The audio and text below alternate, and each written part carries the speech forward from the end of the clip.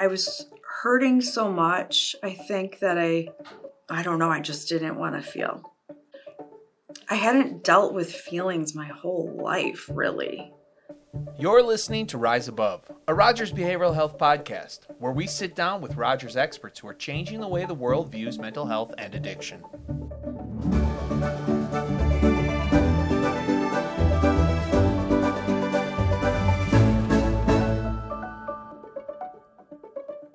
Hello and welcome to Rise Above, a podcast from Rogers Behavioral Health, where we share real stories of recovery, resilience, and hope. I'm Andy Meadow, and today I'm joined by Paige Feller, who works closely with women in substance use treatment and recovery at Rogers and is deeply involved in the new Worth It For Her program. Hi, Paige. Just to get us started, what exactly is the Worth It For Her program, and how does it differ from the Worth It program that was already in place? Hi, Andy. Our Worth It For Her program is rooted in the same foundational elements that has made our Rogers Worth It opioid recovery program so successful and desirable. It's client-centered, individualized, and tailored to each person's unique needs and goals. However, Worth It For Her is a program designed specifically for women in northern Wisconsin who are navigating any sort of substance use, treatment, and recovery needs. Worth It For Her recognizes that many women come into recovery carrying layers of responsibility, trauma, shame, and expectations, often as mothers, partners, caregivers, and professionals, while trying to hold everything together on the outside. This program creates a safe space where women don't have to pretend anymore, where they can talk openly and honestly about substance use, mental health, relationships, motherhood, and identity, and they will be met with understanding, safety, and support. And I think that perspective really shaped why you wanted to have this conversation we're about to hear. Exactly. I really wanted to sit down with women who have truly lived this experience, not just clinically, but personally. In this interview, I talked with Christina, our addiction services liaison at Rogers, and Elizabeth from Milwaukee's Faith Factory, two incredible women in recovery who were willing to share their stories openly. So in this clip you're about to hear, Elizabeth does most of the sharing. Yes, you'll hear Elizabeth talk about perfectionism, motherhood, hiding her struggles, and what it took to finally feel safe enough to be honest with herself and with others. Her story reflects what so many women experience quietly and why programs like Worth It For Her exist in the first place. So I was there when this conversation was recorded, and I certainly found it to be raw and real and, for lack of a better term, deeply human. Completely. And here's the first part of my conversation with Christina and Elizabeth. Great, let's take a listen. When you think about your kids and your history, I just hear all the time, Elizabeth's amazing. Elizabeth has her own recovery story. Elizabeth is the best. She's got this beautiful shop. She's successful. She's done all of these things and proved everybody wrong and X, Y, and Z. And I don't know much about your backstory. Yeah. I'm curious if you're willing to share some of it. Of course. Well, I didn't get here alone. Just my faith alone, hence my business Faith Factory, has gotten me through everything more than anything else. But to go back, I'm going to go like back. Oh boy. No. I'll do a mini version. So I'm sure I'll have a million questions. I just, Okay. like I said, other than hearing how amazing you are and that you have your own journey and story to tell, that's all I know. Oh boy. But yeah, it wasn't always amazing. I tried to be. Like that was a thing, like I always wanted to look like I was amazing and had everything together and try and be the perfect mom and the perfect girl and the most beautiful and, just all those things that I feel like society tells you you have to be. And back then, like in the early childhood years, when I was drinking every day, my ex-husband was a firefighter, and so he would do 24-hour shifts. And so there were days that I was always home by myself. And I remember drinking bottles of wine by myself like upstairs when my son was little. And I don't know how I did it, really, like how I still cared for him and was doing that. But that was like kind of the middle. Like I had been drinking for years before I started having kids, and it never really stopped. It did feel like one more thing would break me, but it didn't until it did. So I'll fast forward a little bit. I had my daughter, still drinking a lot, then even drinking harder stuff, and, you know, trying to chase that escapism from my life that really was not perfect, but I didn't want to feel it. You know, I didn't want to deal with it. And so it made me happy. It made me feel good. A real turning point, though, was my dad died unexpectedly. And that was like that one more thing. And this time it was. We were close. My mom had died when I was in my early 20s. I mean, I guess I didn't expect it to, but it was a real shock for me. And then how to cope with it, I started choosing, besides just drinking, like I was unfaithful in my marriage, and that then blew it over. Like that's how I dealt with it. How old were And the that kids was another at this thing. time? My daughter was 4 and my son was probably 6. So they were young. Yeah, they were real young. So like in that stage, and I thought, you know, people would tell me, oh, they won't remember, you know, it'll be okay, like blah, blah, blah. Well, it wasn't. I chose to include them in my recovery. I didn't hide anything. I didn't want to. I wanted them to know who I was and how I was getting through things, and, you know, like their life was meaningful to me, and, you know, not exact like the one thing that pulled me through, but they're a huge driving factor. You know, I mean, we do it ourselves, but I owed my kids more than that. I owed my kids the mom I knew I could be, and not the perfect mom, but the mom, you know, the mom I knew, like, was in there. So that was really what tipped me over and led me to even, I mean, more drinking if you can, I guess. But then starting to use drugs again.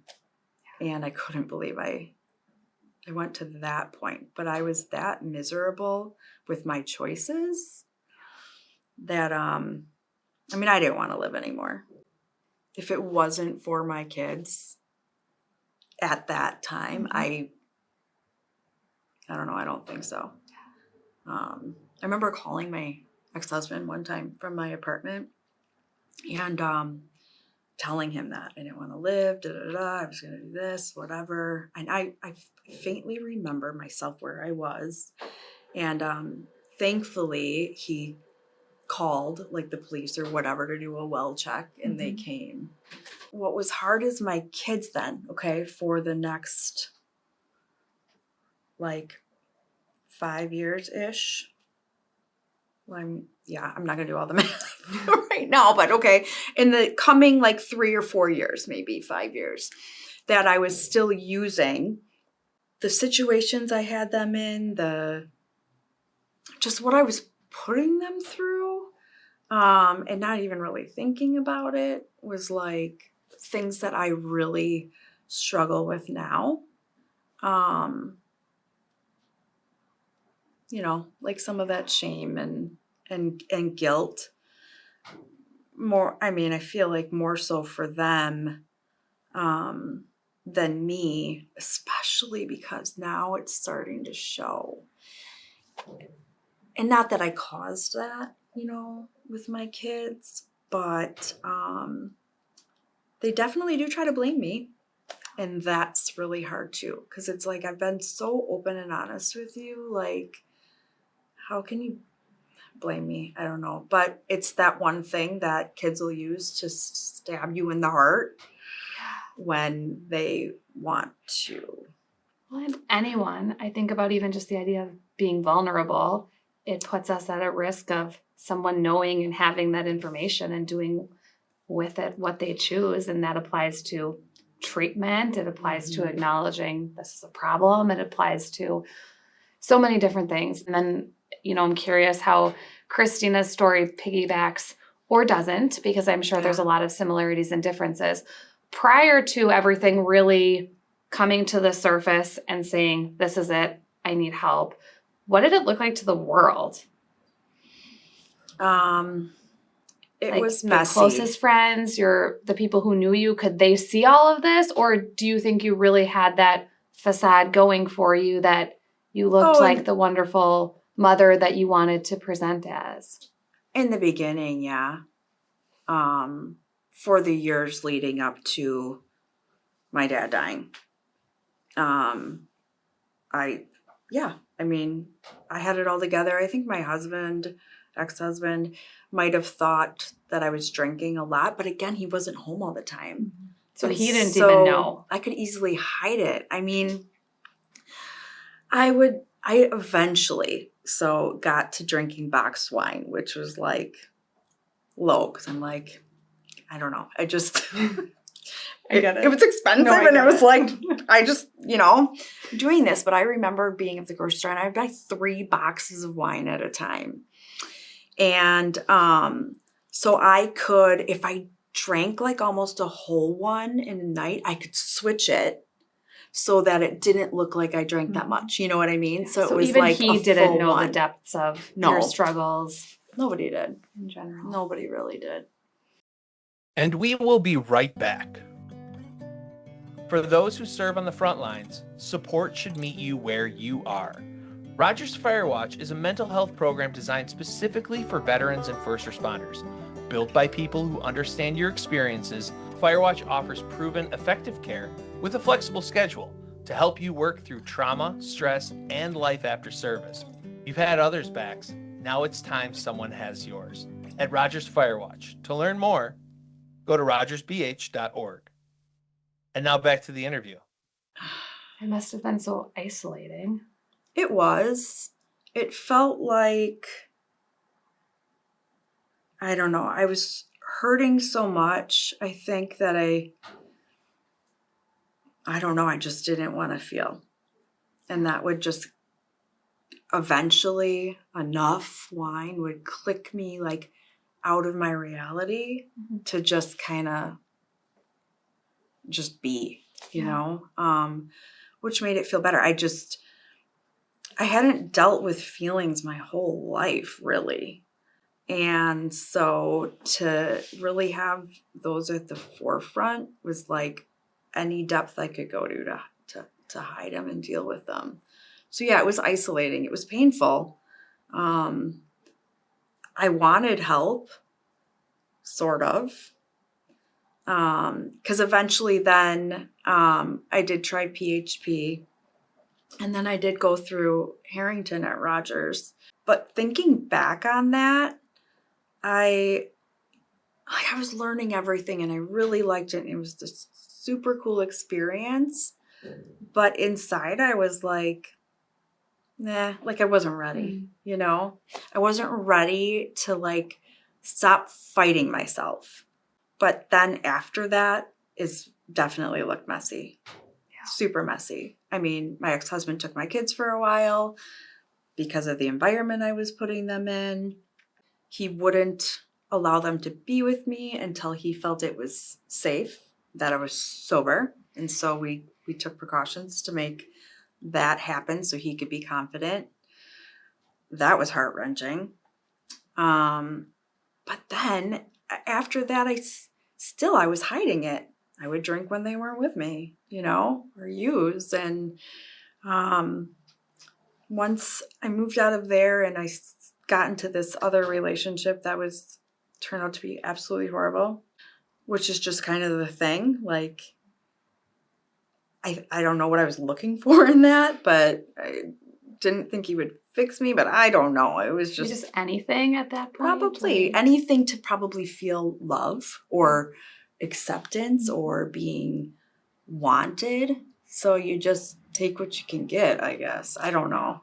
But I was gross. I was disgusting. I have a really hard time eating Chinese food because that was like the thing I would eat. Like, I have just literally like trauma from these certain things. And I can picture myself on the couch sobbing, like, what am I doing? But the only thing I was doing was drinking, even though I knew there were people there to help me. I just couldn't escape that shame. I destroyed my ex-husband's family because of what I did, because of my infidelity, and that was hard to live with. It's still hard to live with. What did you need? What did it take beyond, faith at the foundation of that to be able to internalize, move forward with your recovery? It took feeling really safe because I had never been able to open up and really be honest about all of this to anybody. I mean, I don't, not even myself, because I was running and hiding from everything. So it was really being safe. And from that, gave comfort. And I think relatability was helpful, and acceptance, really, and love. And over time, I was able to find those things, through treatment and the environment I chose to keep myself in. Honesty became like a pillar for myself at that time. Was like, if I really want this, like, let's just lay it out, figure out who you are. That's all people wanted from me. And why was I so afraid to be that person for so many years? Why didn't I want to be myself? What broke down some of that shame? I don't think there was like one moment that is like that shame is faced and gone, and it's not. I mean, for me, it's still there. And this is 7 years into my sobriety, especially with the children, because they'll bring up things, and then it's like I'm starting all over. Not completely, but it's like, okay, I'm feeling this way. How am I going to deal with it healthily? Rather than what I used to do. When I went through treatment, like, I didn't know what I was feeling. I couldn't really identify one feeling from the other. And so one of the most helpful things I got was the feeling wheel. It's silly, but I'm not kidding. Yes. Because I would have it, and when I was feeling something, I would figure out which one it is. Yeah. Versus just a thought of, right. I think this is a sadness. Exactly. Like, I'm mad. No, is it you're just mad, or are you angry, or are you, resentful, or whatever it is. And that really helped me to progress. So I started naming those feelings and then remembering them when shame would come up or whatever. And then it was like, okay, but why am I feeling this shame? And I think that really helped me, get to know, what I mean? Know how I deal with things and how to get through them. And then that way, if that came up again, I could remember what I was dealing with. Which makes a lot of sense when you talk about your efforts to escape, to avoid, to disconnect, that you were probably so disconnected from your own body to just reconnect with yourself and work towards being authentic. Yeah. And I really started to love myself, though. That took a couple years, about a year, when I really gave myself the opportunity to make a jump and be on my own and be super vulnerable because I moved out suddenly and I had nothing basically but a whole lot of debt and garbage from my past. But I was finally free and I was like, I'm cool. I'm a good person at heart, you know? And that's kind of when I started like, as with most of us, like, can be like, okay, this is who I am, and I'm going to tell you who I am. And just by osmosis or whatever, other people start opening up, you know, because that's what worked for me too, was being around other people who were being vulnerable and sharing their stories, like Christina. And, you know, you see where they are and just who they are, and you're like, cool. They want that from me, you know, that people really do want to know you, because I think most of us are hiding stuff about us because we feel whatever, we feel like we shouldn't be that person or feel that way. So, I mean, it's still hard to believe that myself. Yeah. And maybe not a specific moment, but looking back, just seeing little glimpses or little milestones of it was gentle progression. Yeah. There wasn't, other than that one time of moving out and my last time I drank when I got sober, like those were two big points in my life. But not that I faced anything. It was finally, I think I had the ability to face it now. I had the strength to start looking at that stuff. And we will be right back. Life's changes don't come with a roadmap, especially as we get older. That's why Rogers LifeWell is designed specifically for adults 55 and up, offering compassionate, personalized mental health care when it matters most. With expert support, proven therapies, and a focus on real-life challenges like grief, caregiving, and major transitions, LifeWell helps you regain balance and move forward. Your next chapter can be brighter with Rogers LifeWell. To learn more, go to rogersbh.org. And now back to the interview. How do you feel like your role as a mom, as a caregiver, as a wife, as a woman played into all of this that you're talking about? I just felt like I should do everything for my kids and with my kids, and, you know, provide them the most or as many experiences as they can have, and the best things, and I don't know, like the best life, right? So completely unrealistic standards to be perfect for everyone and everything. Completely. Yeah. But then you see other moms, you know, and you're like, that appear to have it all together the same way totally, as you said, if not more. And that was when Facebook kind of started. And so it was easy to start comparing myself to other moms and how their kids were. And I remember, like, my kids sleep through the night and I have a nighttime routine, and I'm like, I do not have any of that.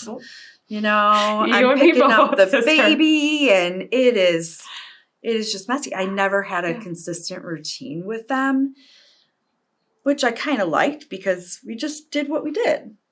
But I was definitely felt pressure from other moms that were like, you know, they need to do this and they need to do that. And I'm like, okay, but I can't, because then stuff happens and I get stressed out and I'm drinking and, you know, because I really can't handle it. So we'll just do whatever.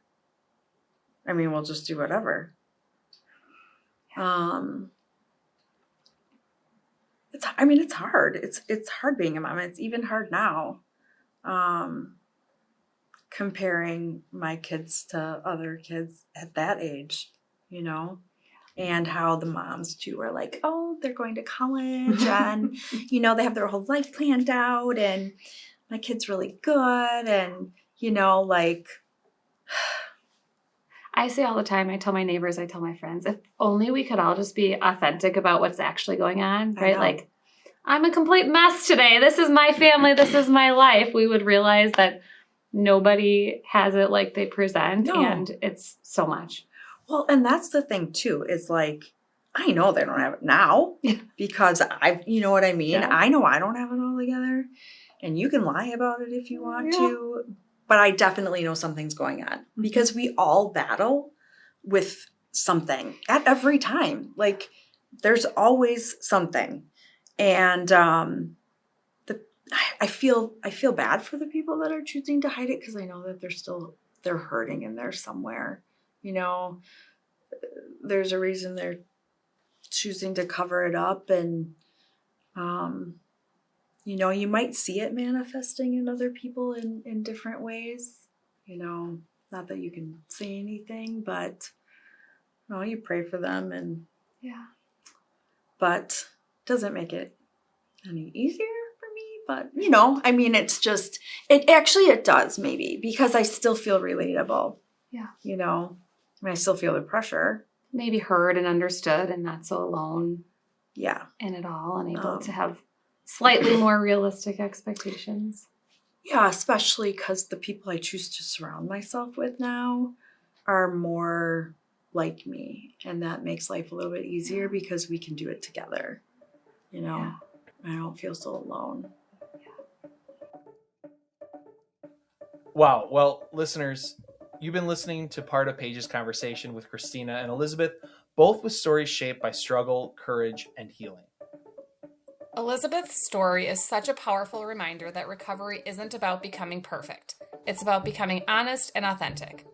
About finding safety, support, and the courage to say, I cannot do this alone anymore, and I don't need to do this alone. That's the heart of Worth It for her. So, for women who may be listening and recognizing parts of their own story, what can they do?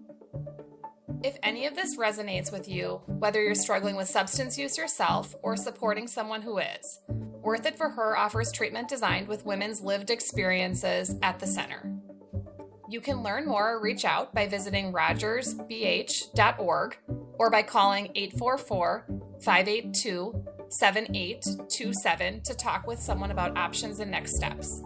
You don't have to have everything figured out, just a willingness to start the conversation. I think it's important to remember that recovery is possible and that help is available.